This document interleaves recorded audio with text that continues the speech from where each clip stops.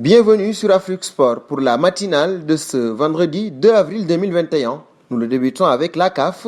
Le comité exécutif de la Confédération africaine de football s'est réuni en visioconférence en présence de son secrétaire général, M. Veron Mosengo Omba, et sous la présidence du Dr Patrice Motsepe, président de la CAF.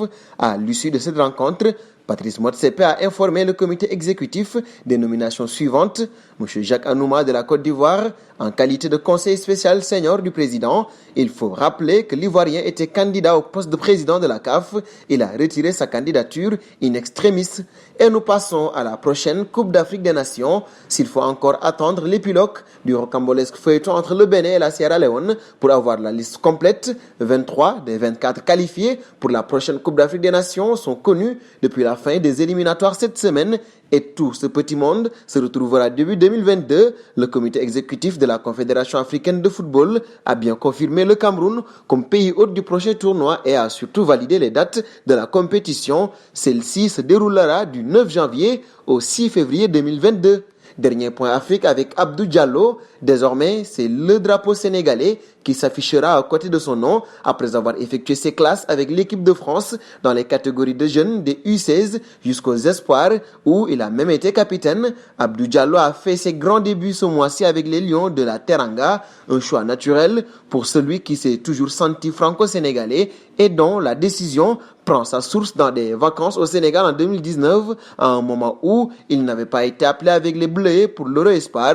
Je ne suis pas un cas exceptionnel. La position de binational peut être difficilement compréhensible pour certains, voire dérangeante. Ça en dérange certains que les joueurs puissent passer d'une sélection à une autre, mais c'est comme ça, c'est notre droit, notre identité. On ne peut pas se renier, on ne veut pas se renier. Personne ne m'enlèvera ma double culture, c'est ma force, se défend-il ardemment. Et nous parlons du dossier Alan désormais pour la seconde partie de cette matinale. Les représentants de l'attaquant vont donc faire le tour d'Europe pour refourguer leurs joueurs. Selon les renseignements obtenus par Mundo Deportivo, Minora Iola et Alf Ingalan ont prévu de sillonner les meilleurs clubs pour savoir lequel serait prompt à satisfaire à toutes leurs demandes. Dans les prochains jours, ils auraient intention de rencontrer les dirigeants du Real de Madrid, de Chelsea, de Liverpool, de Manchester City et de Manchester United face à cette vaste opération de recherche preneur. Le Borussia Dortmund a tenu quand même à préciser qu'il veut garder son attaquant. Nous passons au Real de Madrid. Le club a-t-il un problème avec son infirmerie? A priori oui, alors que le défenseur central et capitaine Sergio Ramos souffre d'une blessure musculaire au mollet gauche. Le club de la capitale espagnole affiche une statistique terrible. En effet, cela fait désormais 50 blessures au compteur pour la Maison Blanche depuis le coup d'envoi de l'exercice, soit plus de pépins physiques que de buts marqués en Liga. Et tout cela sans les cas de Covid-19. Nous terminons avec une autre stat.